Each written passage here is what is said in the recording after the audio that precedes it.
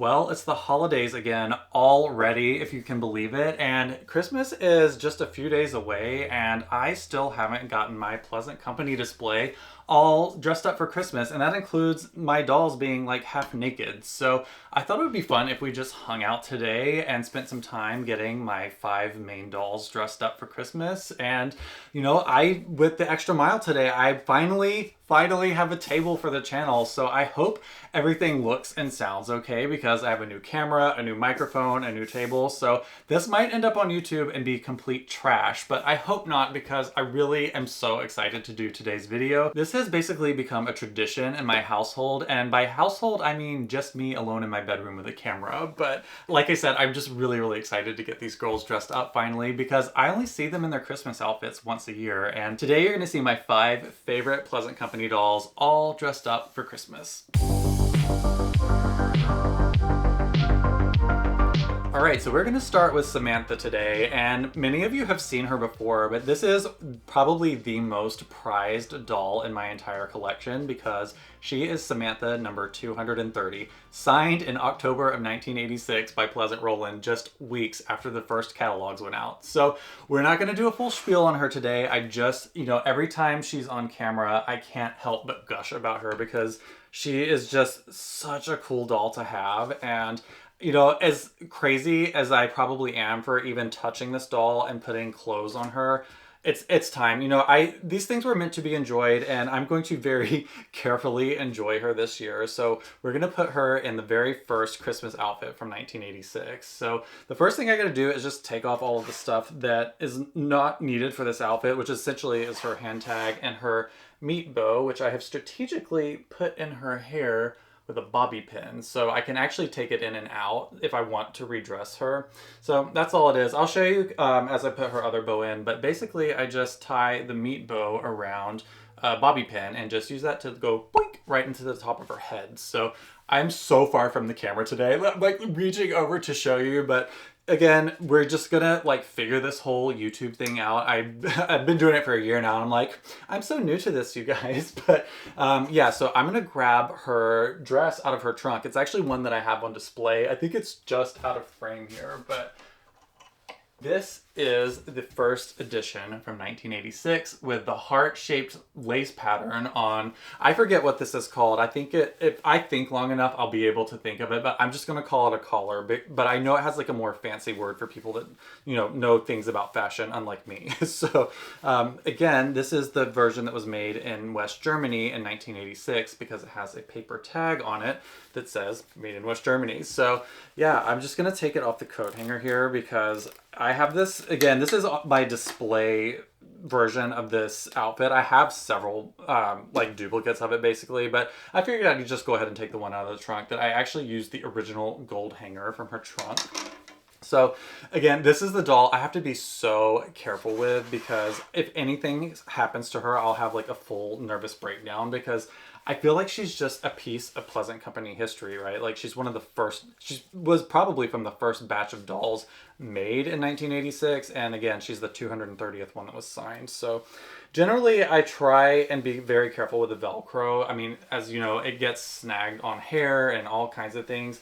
The good thing is their torsos don't typically get damaged by the Velcro. So I'm going to be a little bit cavalier today because we have a lot of dolls to get through. So I'm going to probably go against my own advice and not cover the Velcro when putting it on the doll, but I think we're all going to make it through. So yeah, the good thing about Samantha's dresses is actually pretty easy to put on, especially this earlier one because it's pretty baggy. I think it's a little bit looser than the later ones, so you can kind of get it on just a little bit easier. And it's made out of really thin taffeta. It's a lot thinner than the later ones that they made. This first version of the cranberry dress is super duper thin. But if you remember my videos from last year, I actually dressed multiple Samantha dolls up in all the different versions of the outfits from over the years because they started off with this sort of bright burgundy cranberry party dress, and then in 1987 they ended up making them in China and they switched over to a more bright red fabric, which I didn't personally love. I think it's just too bright of a color for Samantha in her collection. So even though that version of that dress is super rare, I actually don't really like it. So I have it obviously because I'm an insane collector, but I don't even think I'm going to put them on a doll this year just because, you know, like I said, I don't like them. And truth be told, half of my collection is still like packed up in boxes from the move. So, you know, I had all of these big plans this year of just like having this display be totally Christmasified with, I have like a mini tree for the dolls that's like lit and everything. And it's under so many other boxes in storage right now. It's like, I'm not going to get anything done if I try and get everything done this year. So we're going to do like the best of like the top hits for Pleasant Company Christmas this year, just because, you know, like I said, just about my entire outfit collection is in boxes and all my decorations and stuff. So this is just, you know, what we're dealing with this year. But I tell you, every time I put this doll in this dress, it's just like such a like shot to the heart. Like I just remember looking through the catalog as a kid at Christmas time, just really just dreaming about what it would be like to have this doll and be able to dress her up for Christmas. And, you know, truth be told, just to be able to have a doll to take around with me and nobody make fun of me for it. But, you know, that was a big dream for the time, clearly, because it never happened. But I just am so grateful now to be able to finally experience this as an adult. And it really still is so much fun if you can just kind of let everything go and enjoy the experience now and not worry about what you had or didn't have before, and just, again, just appreciate the beauty and honestly the craftsmanship of these dolls and all their accessories and everything. So that was a pretty easy job today because I already had her in her white tights and her original Mary Jane's. So this is pretty much it. So I'm going to walk around just so I can kind of show you what I've done with her bow, because this is one of my like tips for making it easy to quick change dolls. So if you can see here, I have her bow. This is actually a replica bow that I made, and I actually sell the ribbon for this in my shop at idreamofjohnny.com. So you can actually pick up one for yourself, but I basically tie the ribbon around a bobby pin. So all you need to do is just take this end right here and stick it in the top of her head. So the one reason I love doing this, other than just not having to mess the doll's hair up, is it allows you to kind of position it higher up to the top. So that's one thing I love about this, is I can kind of take this and put it in here and it'll stay in place. And you can really have like this, well, this is a little crazy looking. Like I do like to have it a little bit back set, but you can really have the bow be way high up on her head without having this like ridiculous like Ariana Grande ponytail coming off the top. So yeah, I just really love being able to do that with a bow. So having them in a bobby pin lets you really place it exactly where you want it on her head. And I think that looks just about perfect. Like I said, this is one of my favorite looks from Pleasant Company, and you just really can't beat the holiday looks because it's just such a nostalgic thing to have. So this is Samantha in her original first edition cranberry party dress. So most of my Christmas accessories are still packed away because they're some of the most valuable rare pieces in my collection, but I thought I would grab two of Samantha's pieces from her Christmas collection because I just, you know, what is a Pleasant Company doll without like all of the crazy accessories that came with them? So yeah, I had these handy, and I think I'll just have them on display in her trunk this year, but I have the original version of her Clara doll and the original version of her music box. So really quickly, here's a look at Clara. This is like the creepy version of her from 1986 that has a pin in the back holding her dress together, and she's made of porcelain. So again, a very, very rare version of her. This is the first version. And also this is the first version of her music box, which we will not play because every time I wind this up, it plays for like 10 minutes and I have to stop the video and go get a glass of water. So anyway, I also have the original edible gingerbread house from 1986, but that is one of the pieces that I guard with my absolute life because it is so fragile. It's real candy and cookies and stuff that at this point is, you know what, 30 something years old. So it's one of the hardest things it was one of the hardest things for me to find in my collection. And like I said, I just don't think I'll ever be able to replace it if it gets broken or lost. So it's wrapped up and packaged very, very neatly, and it's stashed away in a safe place. And just so you know how special that item is to me, when I moved, we got in our car and we basically had the two of us, a dog, and just the bare necessities to live on the road for a week. And I brought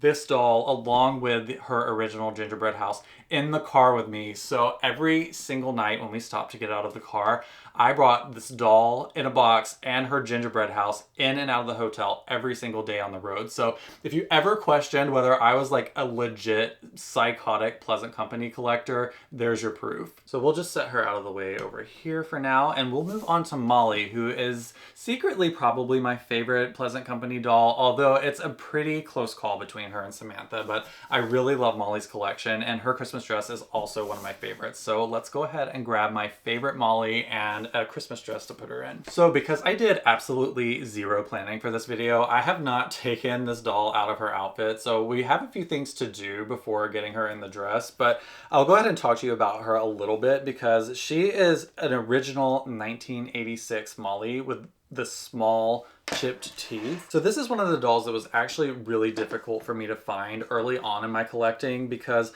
Molly was actually the least popular, I mean, as the story goes, was the least popular of the 3 original dolls. So her stuff tends to be the rarest to find from 1986 if you're looking for first editions. So it can be really, really difficult to find the original stuff for her, including the dolls. So I had been looking for months and months and months and just kept coming up short trying to find an original 1986 Molly, which if you're sort of a casual Pleasant Company collector, a lot of people think that just any white body doll is from 1986, but there are certain features of the first dolls, like the ones from the very first batch, that make them unique to the rest of them. And, you know, again, this is more about Christmas today, so we won't go into all of the details, but she has a specific tooth type basically that makes her an original doll. So again, she was very, very difficult for me to find, and I ultimately ended up getting one on Facebook through one of my favorite groups in there. So yeah, it took me months, but I absolutely fell in love with this doll when I got her. But she showed up to me without eyes because somebody had customized her to be a Samantha doll, and she sort of lived as Samantha for a little while, but I ended up getting a really good deal on her, and I basically had to replace her eyes. But because I had done so many doll rehabs at that point, I sort of was not that shy about basically doing an eye swap on a really expensive rare doll. So that's what I ended up doing. I found a pair of replacements for her that were made in the same factory in the same year. So she's pretty authentic looking, I have to say. I didn't paint her eyelids, but you know, again, I plan to have this doll probably forever, so it's not really a big deal to me that she's not 100% original, because I do have some 100% original 1986 Mollies, but this one is just my favorite, and I feel like it's partially because I did customize her a little bit. So funnily enough, one of the things that I'm gonna have to do with her today is I'm gonna take her head off, because it's gonna make it a lot easier to put her dress on. So I'm sorry if that creeps some of you out. I know a lot of you don't like seeing headless dolls, but I think I did a pretty good job redoing her braids, and it's just so much easier to get this doll dressed if you just take her head off. So that's also one of my tips. Like, as a general rule, like, I don't like to take a head off a doll if she's completely original and pristine and has like the original knot from the factory. But certainly if it's a doll that's sort of been customized and or rehabbed, and if her head's been off already before, it's worth it to just go ahead and take the head off so you can actually get the doll dressed a little bit easier. And it's super easy. You just untie the neck string and you pop her head off. So yeah, I'm gonna set that aside, and again, I know this looks like something out of a horror movie, but so I'm gonna get her out of this sweater really quickly. This is a handmade sweater by an artist named Kari Dotson, and you can find her Instagram. I'll actually leave a link to it in the description if I can remember. She makes such beautiful doll sweaters, and they're to scale, and I just absolutely love these. So as soon as I got this, I put it on my favorite Molly, and I never took it off. But it's time for Christmas, so it's gonna have to be put aside for a few weeks, and then it'll probably go right back on her if I'm honest. So here we go. We have Headless Molly, and I'm going to grab a version of her Christmas dress that actually isn't a first edition, because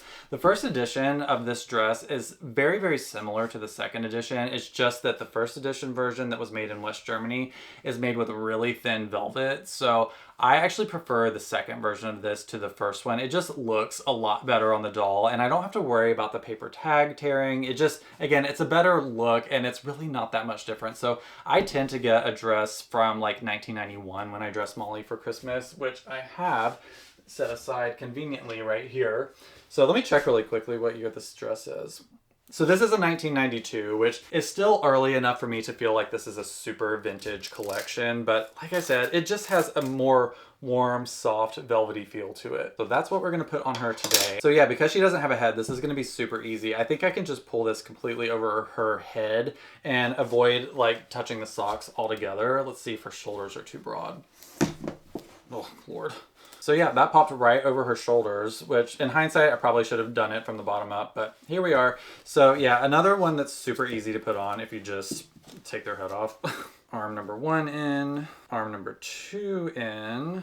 Yeah, and the great thing about this is I don't really have to worry too much about like screwing this dress up, because I think, you know, you can buy these for like $25 on eBay, even during the holidays. So that's a good thing. If you can find stuff that you really like that's not like the super rarest version of them, it's a lot easier to just actually enjoy them, because as you saw with that, although I was a little cavalier today, generally with really expensive rare stuff, you have to be so careful. And again, when I'm distracted, like when I've got the camera rolling and everything, like I'm always so worried that I'm just gonna totally screw this whole thing up. So anyway, I know this looks absolutely terrifying. Let me go ahead and put her head back on. I just realized I probably didn't need to take her head off for this. I am so sorry.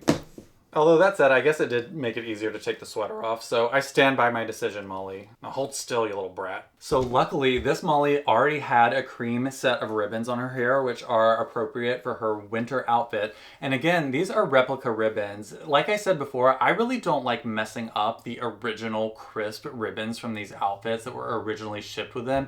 So in my shop, I have basically painstakingly found the best replica ribbons for these original Pleasant Company outfits. And again, this isn't a video to just promote my shop the entire time, but I'm really, really proud of finding the best replica ribbons you can find. And that's what I put most of my dolls in, just because they look so similar to the original. It allows me to redo their hair, tie bows as tightly as I want to, and I just don't have to worry about wrinkles or fraying or anything. So again, these are replica ribbons from my shop, and I think they look super great on Molly. So all that's left is I just need to snatch a pair of her Mary Janes from another doll so that we can have the original look from the catalog, and she will be all ready as well. Give me 1 second to snatch that little girl's shoes over there. All right, I pulled a shoe off a 1987 Molly, and it's the version that's super hard and really hard to put back on, so I regret doing that. I'm gonna see if I can find another pair of Mary Janes somewhere else. Otherwise, she might be getting these Oxfords back on, which honestly are kind of cute, but we'll see if we can find another pair of these. So I just snatched these off a tan body Molly from probably like 1993. So these are like extra squishy. So I should be able to get these on her a lot easier. And since she's in a 1992 outfit anyway, I think we're throwing historical accuracy out the door anyway. So we'll just cram these on. If any of y'all have ever put these meat shoes on Samantha or Molly, you know how extremely friggin' difficult it is to do. I don't know, like, what child is able to do this? Like, I seriously get carpal tunnel and tennis elbow in both arms every time I try and do this. I secretly suspect this is why their shoes and socks set actually had real snaps on these things, but these are such a bitch to put on. All right, let's fix your hair because it's wild 1986 hair. Oh my God, isn't this the cutest thing you've ever seen? And now, to be fair, I am a really sloppy doll collector because I don't worry so much about like realism with them, because hello, I mean, she has no underwear on, so I don't bother with that stuff because I just don't care. I feel like it makes outfits look bulkier needlessly. So other than not having a pair of bloomers on, she is all ready for Christmas as well. And this is, again, one of my favorite looks. I absolutely love the material on these early 90s Christmas outfits for Molly. It's just such a luxe feel. And again, just a reminder of what great quality Pleasant Company had in the early days. And that is Molly all dressed up for Christmas. So I'm going to do this video in 2 parts because I feel like y'all kind of get distracted and you only watch the first half of the video anyway. So as a way of making you watch me do Kirsten, Felicity, and Addie, we're going to put it in another video. So I really hope you enjoyed getting the first half of my dolls dressed today. And if you want to support this channel, a great way to do it is to hop over to patreon.com/idreamofjohnny and check out all of my content over there. I have an exclusive series there called Doll Diaries, which is my video podcast where I talk about American Girl for an hour every single week. We talk about news, rumors, gossip, drama in the doll community, and it's just just a really fun way to kind of dive even deeper into the world of American Girl. And like I said, it's a really great way to support my channel and help me keep making videos. Again, you can find it at patreon.com/idreamofjohnny. If you enjoyed today's video, I would love it if you would hit the like button because it really helps my channel out. And you can also check out my shop at idreamofjohnny.com. You can get some really awesome merch, you can get replica hair ribbons for your doll, vintage doll items. It's basically my dream store, and you can find it at idreamofjohnny.com. Be sure to stick around for part 2 of this video, which is probably going up tomorrow or maybe the next day, so be sure you subscribe to the channel so you don't miss it. And until I see you in the next video, happy holidays and bye for now!